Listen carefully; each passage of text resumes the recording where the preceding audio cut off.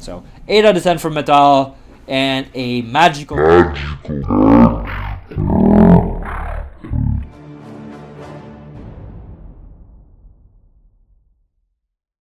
So everybody's gonna play quite tight here, other than the big blind. So RPZ does cold call. He's a long-time regular from the Netherlands. What is that, a Badr Hari avatar? Badr Hari is a very well-known kickboxer. So, okay, so Garoti squeezes here, and he makes it quite big here, 14 big blinds. So that means Happy Panda is going to be a little bit tighter, right? And RPZ is also going to be a little bit tighter. You can still have a 4-bet range here, even though, you know, you're cutting it close. So Happy Panda calls. So his range is going to be quite strong, right? Because he was out of position on RPZ, and he wasn't getting an amazing price. And the SPR is a bit lower now, so he has, you know, he has less room to maneuver. Small bet by Garito. He's basically saying, well, I got all the strong hands here. You have weaker hands.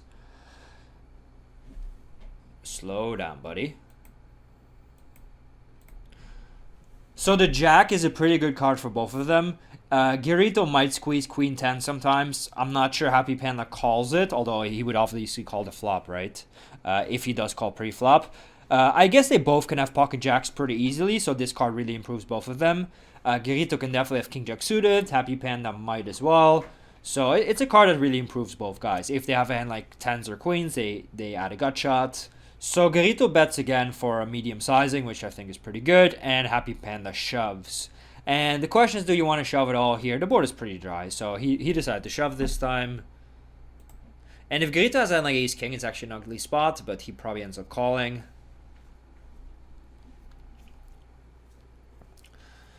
Okay. Garito squeeze with pocket nines, which I think is good. You're far ahead of, or quite far ahead of RPZ's range. You're also ahead of Panda's range. And the thing is with pocket nines, you don't really want to play this hand multi-way, right? You prefer to play this hand heads up. If you have hand like pocket threes, you don't mind playing multi-way. You got like ace 3 suited, you don't mind playing multi-way. But this hand, not so much. So I like the squeeze. I like the c-bet. I don't mind the turn bet, and obviously you got to call a shove, right? Because maybe in position shoves with some kind of combo draw, maybe shoves with 2 pair, maybe shoves with a hand like ace king even, maybe he has a random aces or king queen. He could also have always have like a crazy hand like 8-7 of spades maybe. So easy call in Garito's shoes. Happy Panda only called with the pocket kings pre-flop. I would like to see him usually 4-bet this. Garito likely squeezes about 8% or so in this spot. So against 8%, you're just crushing him. So I would have liked the 4-bet by him. I like to call on the flop with the top set, but on the turn, I really don't mind slow playing, because what is Garito going to call the shove with, right? He's going to call with hands like king queen suited maybe, or ace king, and you have 2 kings in your hand.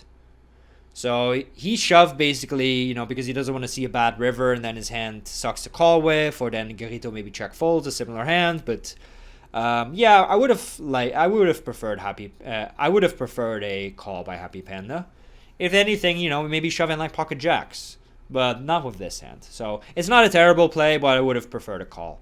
I'll give Garito a 9 out of 10, and I'll give Happy Panda I'll give him a 5.5 out of 10. Although some of that is because of the Panda avatar. So, not a bad play by any means. We got Dino Supremo with the very confusing avatar, but he folds. Just Anger makes it 10.5 big blinds, which is a fine sizing. You could go a little bit bigger if you like. And Morilka calls. His range is going to be pretty strong here because he called under the gun versus a small blind 3-bet. The small blind is likely 3-betting about 7 or 8%, I would guess. I don't know just Anger, but I guess he will 3-bet around that often. He chooses a larger sizing on the flop on King 4-3, which is a bit unorthodox. Most people just bet on the smaller side here, but it's fine. It likely means he has some other hands in his range that check, or maybe even choose that sizing with his entire range. The ace is, of course, a fantastic card for him. You know, hands like ace 5 and ace 4 improve, ace king improves, and like aces improves, and like ace queen, ace jack, ace 10. So Yeah, he's doing very, very well here. And the board is quite dry, so he chooses a smaller bet size, you know, looking for, you know, a pot of about 200 with 143 behind. So that's pretty good. You don't need to bet huge here. The board is too dry and too good for you. He bets again. So the river is a 5, which looks scary at first, but if you think about it, like, how does Morilka really have him beat now if just Anger would have, like, hand like ace-king, right? I mean, ace-deuce suited is not in his range, or at least it shouldn't be. Deuces aren't in his range, so 6-7 of clubs, I guess, could be part of Morilka's range, but that's one combination, right? So, you know, you got 2 pair and he happens to have the 6-7, you just lose that hand. So that's bound to happen. All in for about 3/4 pot. Actually a bit less because Morilka only had 129 effective. Okay. So just Anger 3-bets ace-king pre, which I definitely like. I would have sized down a little bit on the flop, so I don't know if he bets his full range like this or has a mixed strategy, but I would have preferred a smaller bet. On the turn, you could end up trapping a hand like this sometimes, but I like mostly betting. And on the river, he correctly identifies that, you know, 6-7 of clubs is one combo and the deuce is irrelevant, so he goes all in hoping to get called by, you know, a hand like ace-4, ace-5, ace-10, ace-jack, especially if he had clubs with it. Morilka called pre with ace-queen off, which is quite loose, actually. He actually called, I mean, the flop call seems standard, but also it's quite loose, you know, because in position called almost a 3/4 pot bet. And in turn on river, he calls down thinking, well, I block aces, I block ace-king. You know, and villain might just be bluffing with hands like Jack 10 or whatever. Maybe he has a hand like 5-6 or that he turns into a bluff, or maybe some even like low pocket pair. So I'll give just Anger a 7 out of 10, and I'll give Morilka I'll give him a 5.5 out of 10. Everybody raising to around 225, and just DGMT is not having any of it. He makes it 23, so 11.5 big blinds. He 3-bet big blind versus under the gun, so his range is going to be pretty strong here. 10-9 deuce is actually a really good board for in position, because in position probably has 10s and 9s a lot. He's also going to have hands like queen jack and 7-8, etc. He's going to have hands like pocket queens even. So very good board for him. Let's see what just the GMT does. He goes for a half pot pat, which I could get on board with. And the turn 9 is, it's not a good card for just, but it's also not a terrible card, right? Because Svei doesn't have ace-9 suited, I would guess, or king-9 or queen-9. So he'd have to have exactly like 10-9 suited, and maybe he raises the flop even, or 8-9 suited, right? So, and even though 8-9 suited does improve, it is not less likely that pocket 9s, that Svei has pocket 9s, right? Because he only has one combo of pocket 9s rather than 3.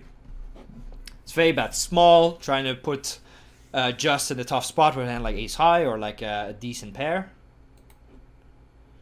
And just shoves. Wow, that's a big shove. Svei calls, and he just binged trips. All right.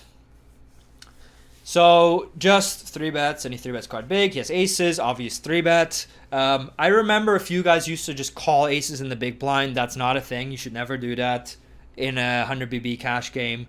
I don't mind the c-bet, and I really don't mind the check on the turn, because he's thinking, well, it's going to be difficult to get his stack if he has jacks through kings, and I don't block a lot of bluffs, so I don't mind letting him bluff. However, when he check raises here, it's a bit thin, right? Because, I mean, it's good to check raise and like deny some equity against good draws, but you can't imagine Svei calling with too many worse hands, so I would have preferred just playing your hand a bit more slowly in just spot. So I don't hate it, but I also don't love it. You know, if the turn were deuce, it would be different, right? Because Svei doesn't really hit the deuce, but the 9, bit more questionable. I'll give Svei a 7 out of 10, and I'll give him a 6 out of 10. So yeah, 4.6 by Tuzov.net. I've never visited his website. Amon makes it 7 blinds on the button, which is pretty standard. Some people go a bit larger. Metal Auda with the RIP Kobe Bryant avatar. He makes it 40, which is a fine sizing, 20 big blinds. That's about as big as I would go. Tuzov is probably going to shove all in with about queens plus and ace king. Maybe ace queen suited and pocket tens, maybe pocket nines, but only if Metal out as pretty aggressive, right? So Jack 6-4 is a pretty decent board for both. So Metal doesn't really improve on the 6 and the 4, but he does have, you know, hands like ace jack suited as a bluff sometimes. He'll have hands like pocket jacks. Of course, he has queens, kings, and aces that still look good. He'll have some hands like, you know, ace, queen, ace, king of clubs. And Ahmad will have, you know, some of those as well. He might have a hand like 6-7 as well. He can have pocket jacks, all kinds of hands. He can slow play hand like aces. So both guys are doing somewhat well on this board. Metal bets small, getting thin value from like a pair, trying to get him to fold hands like king 10 of hearts, etc.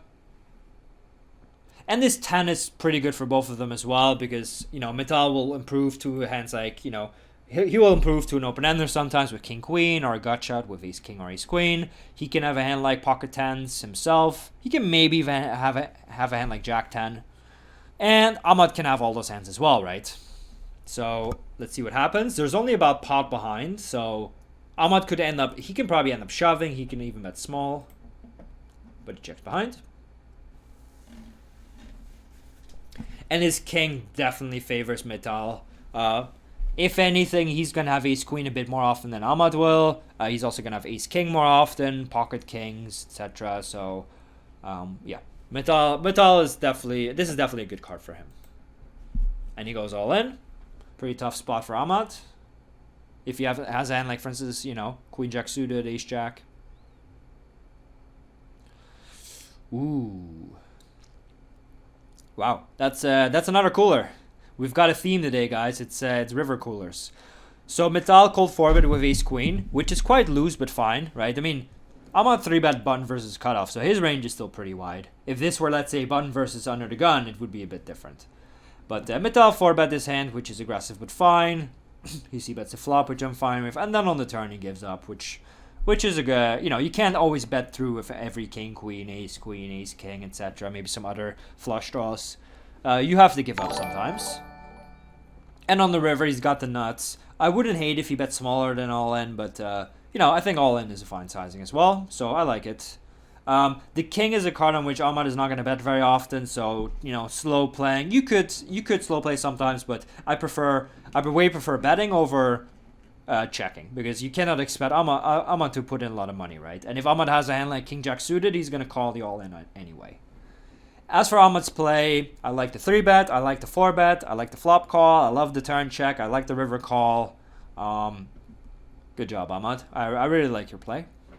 Unfortunately, you lost, right? So guys, you can do everything right in poker sometimes, or even in life, and the results are still bad. So it's very important to focus on playing, like, having a winning formula, both in life and in poker, right? So here, Ahmad played his hand perfectly, in my opinion. At least he should also play it differently sometimes, but I think this is a really fantastic line. But he lost, right? Metal played his hand well, and he won, you know? And some people, they eat only grass. They eat very well their whole life, and they get hit by a bus. And there's also people who smoke for 5 decades and they make it to 90, right? But that's not an excuse to say, well, I'm now just going to smoke because I may outlive a healthy person. No. Because now you're basically saying I'm gambling with my life, and the odds of me experiencing a positive outcome are lower, right? So you should always try and improve your odds. But even if your odds are great, that doesn't mean you're hold, right? So as I said, you can die young, you can live long life, or here you can play your hand perfectly, but it doesn't mean you always win. So all you can do is just focus on putting in your best possible effort. So Ahmad should be happy with his play, despite losing about 400 Snickers, right? And Metal can be pretty happy about his play as well. I think his play was fine. So 8 out of 10 for Metal, and a magical 10 for Ahmad.